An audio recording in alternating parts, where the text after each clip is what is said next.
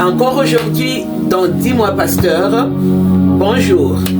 Nous allons traiter d'un autre sujet, les sujets sur les mariages et les conflits et comment gérer les conflits dans un mariage sans détruire l'amour et sans faire mal à l'autre. Nous allons aborder ce thème qui est très pertinent car les disputes sont normales dans un couple, dans un mariage. Mais ce qui fait la différence, c'est la gestion.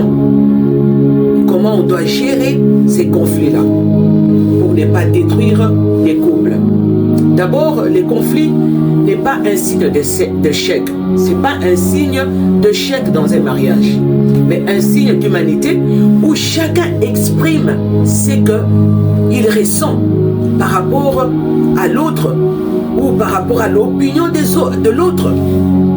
On n'est pas obligé de tout accepter dans un mariage. Si l'autre dit X ou Y, si ton opinion est différente de l'autre, tu as le droit de dire non, je ne veux pas de cette opinion-là, je ne suis pas d'accord.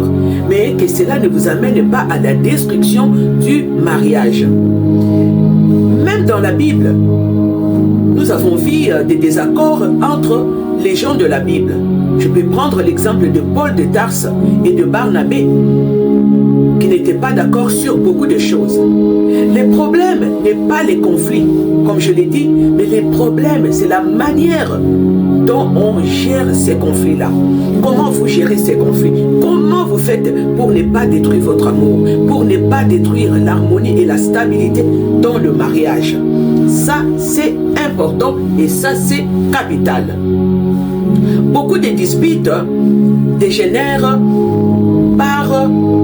parce que l'autre cherche à gagner, plutôt qu'à comprendre l'autre, plutôt qu'à écouter l'autre. Alors que la Bible nous dit dans les livres de Jacques 1,19 que chacun soit propre à écouter, l'un à parler et l'un à se mettre en colère. On doit protéger l'amour, même en désaccord, même lorsque les opinions sont différentes. Dans un couple, l'autre n'est pas ton ennemi, l'autre n'est pas ton adversaire. Mais nous voyons aujourd'hui que dans un couple, l'autre devient l'ennemi, l'autre devient l'adversaire. Ce qu'il faut éviter, c'est quoi? C'est les insultes, c'est les paroles blessantes, c'est ramener les passés. Yo lobaki, yo salaki, yo keneki, yo mataki. Et ça n'ouvre pas la voie au dialogue. La rancune, le manque de pardon, très important, le manque de pardon. Ça c'est très important. Et éviter les je, les bongaï, les bongaï, les bongaï, les bongaï, ngaï na ningarabolité, ngaï na salakabolité, ngaï na lalakabolité, ngaï. Ça il faut éviter, bien aimé. On doit favoriser le respect, on doit favoriser la douceur, on doit favoriser les nous contre les problèmes. Nous voyons des couples qui se disputent et après là, ça ne se parle pas pendant de temps et de temps. Et surtout les couples chrétiens, et ça c'est très dangereux. C'est là où on ouvre la porte à l'ennemi, et c'est comme ça que l'ennemi entre et l'ennemi détruit. Bien-aimé, on doit apprendre à bien communiquer ses émotions. Au lieu de dire par exemple que tu fais toujours ça, toi tu as toujours l'habitude de faire ça, ça blesse l'autre. Yo salaka toujours boy, yo olbaka toujours boy, yo lalaka toujours boy, yo liaka toujours boy, yo salaka yo, toujours yo. Non. À la place de dire ça, on doit dire je me sens blessé quand tu parles comme ça. Je me sens blessé quand tu fais ça. Je me sens blessé quand tu agis comme ça. Là, on évite une attaque sur l'autre, mais cela ouvre la porte au dialogue. On doit savoir faire une pause lorsqu'il y a des disputes continuelles et on ne doit pas aussi avoir des disputes continuelles. Ça, c'est pas une bonne chose dans un mariage, dans un couple, surtout pour les enfants de Dieu. Les disputes peuvent arriver, mais pas des disputes continuelles. Mais on doit savoir faire une pause. C'est prendre prendre le recul. Et lorsqu'on prend le recul, on ne reste pas bras croisés. On va dans la prière, on va dans la présence de Dieu. On ramène les problèmes dans la présence de Dieu. On ramène les problèmes au conseil céleste pour que le Seigneur puisse apporter la solution, puisse apporter les conseils. Et ça permettra au couple de revenir au calme. Très important. Dans les livres de Colossiens, de Éphésiens plutôt 4, 26, la Bible nous dit, si vous vous mettez en colère, ne péchez point. Si vous vous mettez en colère, ne péchez pas. Point. Mais on voit des couples, quand ils se disputent, les soirs pour aller au lit la nuit, le mari regarde au nord et la femme regarde au sud. Et maintenant, le milieu là, vous l'avez laissé à qui?